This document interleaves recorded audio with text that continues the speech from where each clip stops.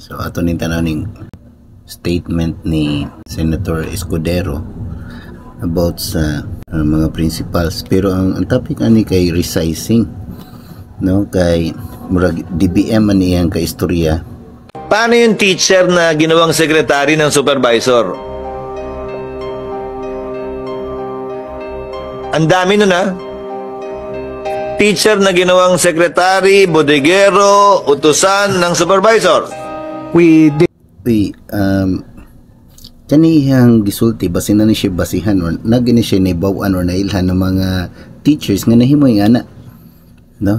Di po kumutuo nga na senador ni siya nga pataka ra po ni siya istorya, nagini siya source.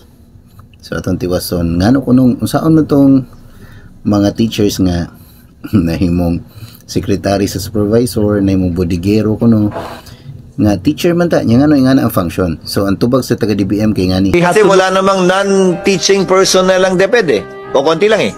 Yes, Mr. Chair, they have to look into the item or the plantilla of that of the employee, Mr. Chair. We know for a fact that some of them will be doing multiple tasks in the school. Okay, so ang tubag sa DBM kay na siguro nagbuhat ana, so tanaw nila ang plantilla, unsa gi job description or unsa gi asa gi nabilong to nga teacher. But we look into their item or plantilla where they are employed. Shouldn't we also look at exactly what they're doing? Isn't that what right sizing is about? Okay, right sizing. Ambot pasabot siguro ani kay sakto kaha ang gidaganon sa mga teachers. So ang punto ni Senator Escudero ani kay teacher niya to siya ngadto. So wag tangon na lang ng item kay to mo siya ngadto. Pero ganahan ko makasabot sa si Senator nga gibuhat siguro to sa supervisor kay one man show ra ang supervisor.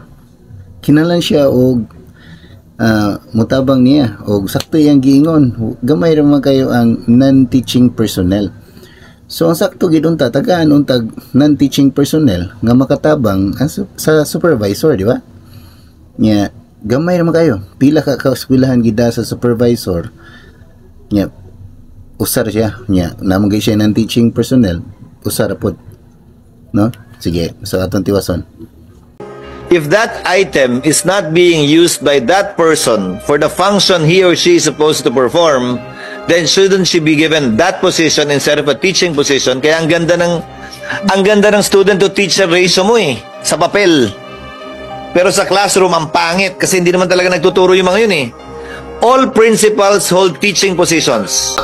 Okay, kaning statement mo ay na issue or daghan kay ni kuan ani, all principals ko no hold teaching positions. Basin sa DBM or sa documents nga gipas or nabasa ni Senator Escudero, kay ang principals kay teaching position. Ambot lang ha, sa ilaha siguro na sa DBM or sa unsa ilahang kategory ang ngadto si tawag na kay sa DepEd Order pag 2023, DepEd Order 7, kita mga teachers under ta sa DepEd Order number 7 series 2023 nga ang teaching position kay teacher 1 hangtod master teacher 5, dayon ang principal kay nabilong sa administration position. Mao nay naa sa kanang DepEd Order number 7 nya 2023 na latest. Pero ingon po sa Republic Act 4670 nga ang tanan nga nasa DepEd nga nag-hold og teaching position og administrative functions considered teachers. So basin nino nag-confuse na. Pero sure ko sa 2023 nga DepEd Order wala nag-hold og teaching positions ang principal, administration positions. Basin pwede siya, ganahan siya mo tudlo in absence of a teacher, niya available siya, pwede mo tudlo ang principal, teacher may siya sa una. Pero what if, so na 100 ka teachers anang school, then mo absent mga 5, asa may siguro hunog klase ato, no? Unya dili biya na nga ang principal na pabilaing functions, no, administrative functions. So abot lang ha ako ala ni, correct me if I'm wrong, pero ako nabasa kay ang Republic Act 4670 raman o ang DepEd Order 7 Series 2023 basin lahi ni ilahang document na gibasihan ani nga statement atong tiwason. About 90% of principals don't actually teach anymore. Kasi Kay kung ang eskwelahan nimo gamay ra mga napura mo ka teacher, then usa ang principal na mabasin ang usa makatudlo pa ang principal. Sa mga dagko kay nga eskwelahan, pareha ng eskwelahan kung asa ko na-assign karon og bisan sa eskwelahan before nako 50 to kabuok 50 teachers. So kung magdungan og absent ang duha ka teacher in one day, kinsay klasihan niya. So kung tagaan po nimo og teaching load ang principal sa kabisi niya, mas dagang adlaw o di siya ka klase nga load, teaching load niya. So mas mabiya no ng bata kung tagaan na to og tilang usa ka principal. Ako aning opinion ha, pero basin criteria na or kinahanglan gyud na appeal na sa function sa principal, wala o ka kuana. Correct me if I'm wrong lang. ang dami daw nilang ginagawa, ang daming kailangan gawin. Boss na raw sila ng mga teacher, ayaw na nilang magturo. And yet, they hold teaching positions, ha? See, teaching position gyud gibalik-balik. Ang principal ko no hold teaching position.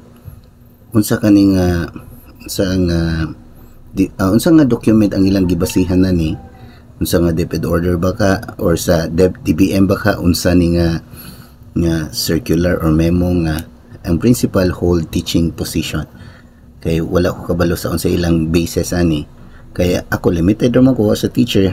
Akong mabasa more on about teachers lang na mga documents. So, isn't that part of right sizing, looking at what they're doing, not only the position they're holding? Yes, you're correct, Mr. Chair, that Kani nga statement sakto uyon ko. Sakto i-right sizing na. Kung appeal pa bagid ang principal sa teaching position or sa administration lang gid sila, i-right sizing, no? So kung ang mga principals dili na kinalan under sa teaching position nga category, i-right size aron mahatagan or mahimuan og laing item nga para ana nga trabaho. May ganahan ko ani kung mas masabtan lang unta, no? Sige. this is also a good opportunity for us to look into their mandates and actual can we include that in job the bill? functions. Can we include that somewhere in the bill? Na hindi lang yung position o item niya, pero yung ginagawa niya talagang trabaho to find out if indeed the position needs to be created. Okay, so murag okay raman. Okay ra ang katong statement.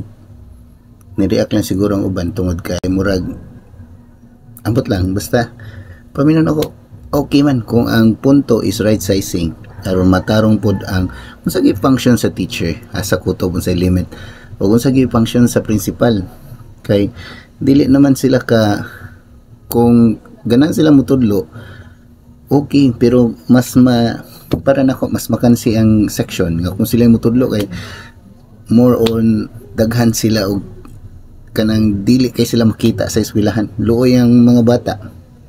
Ako alam ni ako lang ning opinion, just correct me if I'm wrong.